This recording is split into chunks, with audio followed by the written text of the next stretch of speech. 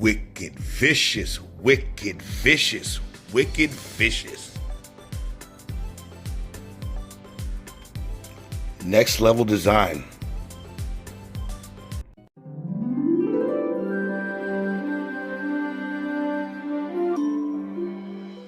Hi there, I'm Bill Oxidean.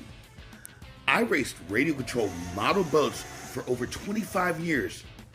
Over that time, I won a lot of races and broke a lot of records, and I learned a lot, not just about boats, but about life. Eventually, I graduated to full-size drag boats, and I've had a great time doing that. Now, I have my own RC boat factory. We make the world's fastest, most reliable radio-controlled boats. Join us as we show you all about it.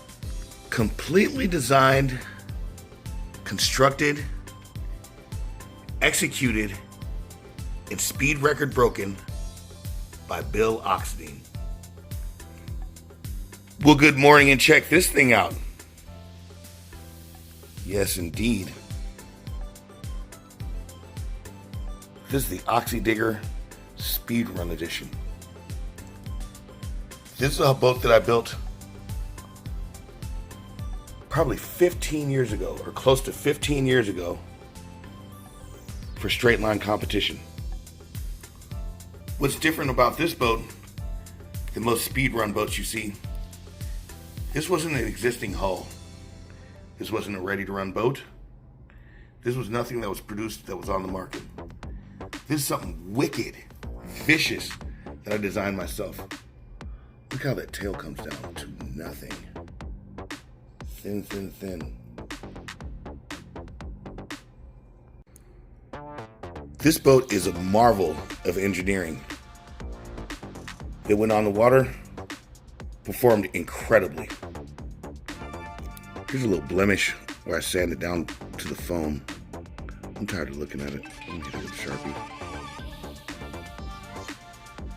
Now then, it was great to clean up the residuals so you guys can better see my design.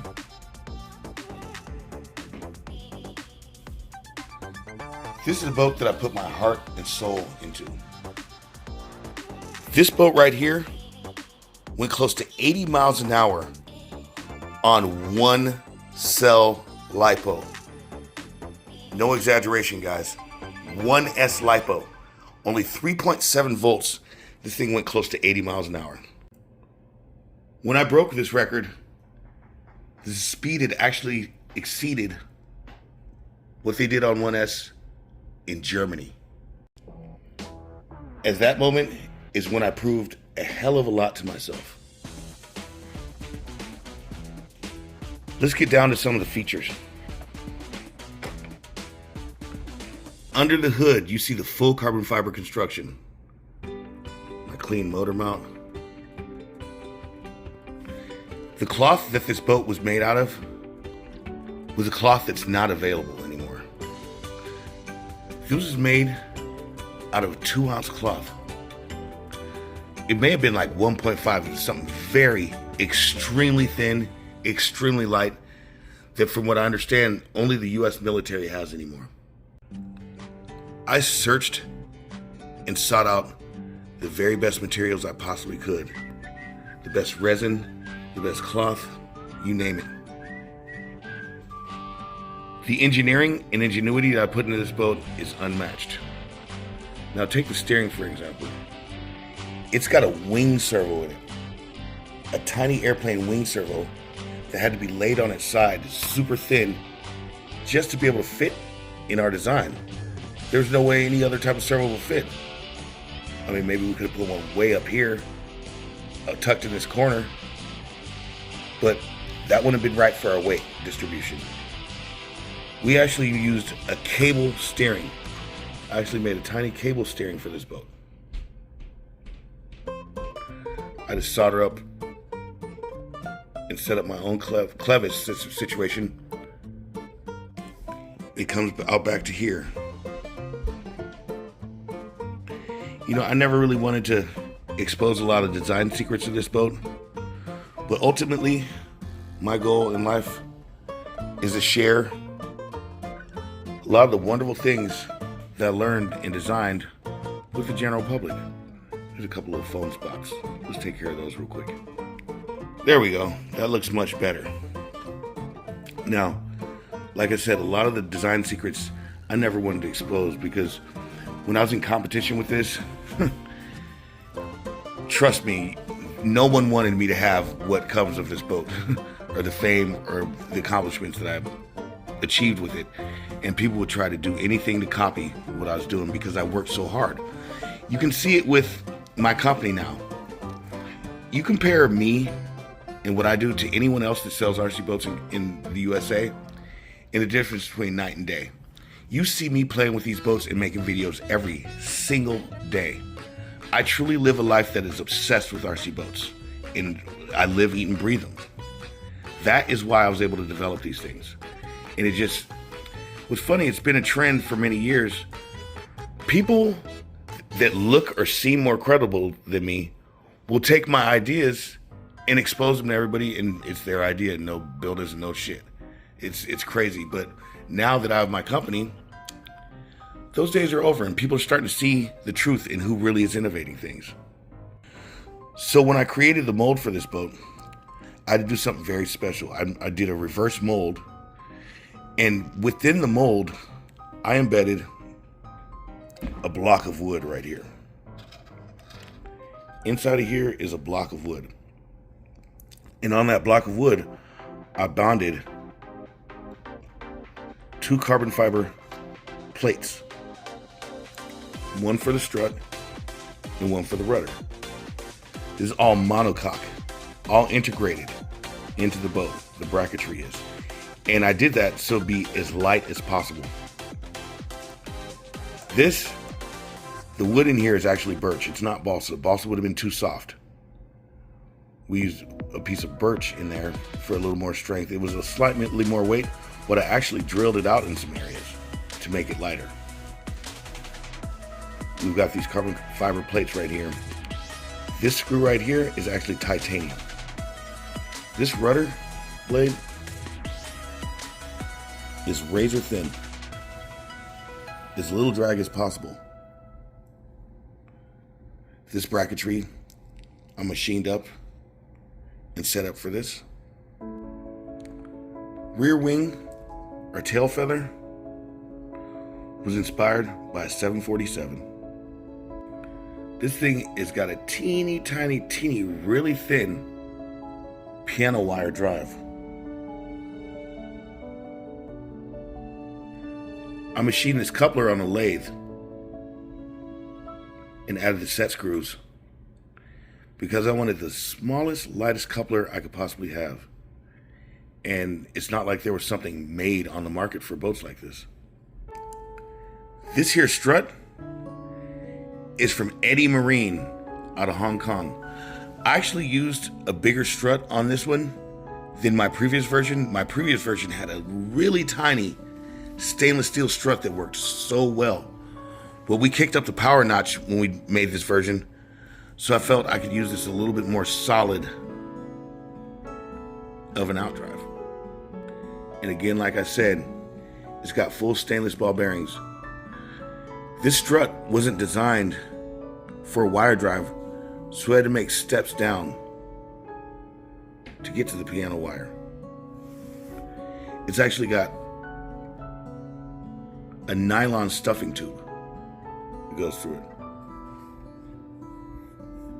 This boat was on Weight Watchers, and at the end, I'll tell you the actual weight of this boat. I never exposed how light this boat was because, like I said, at the time my competitors were doing everything they could to try to embark on my technology in this class because this was something new. This was something just different that no one had done. And I was the only one doing the legwork and doing the actual testing and the research on it. Now let's move up towards the front.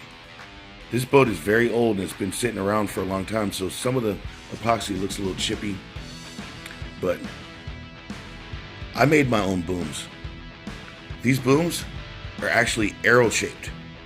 They're actually wing shaped. You can see right here where the wing comes through, where the boom comes through. In this area,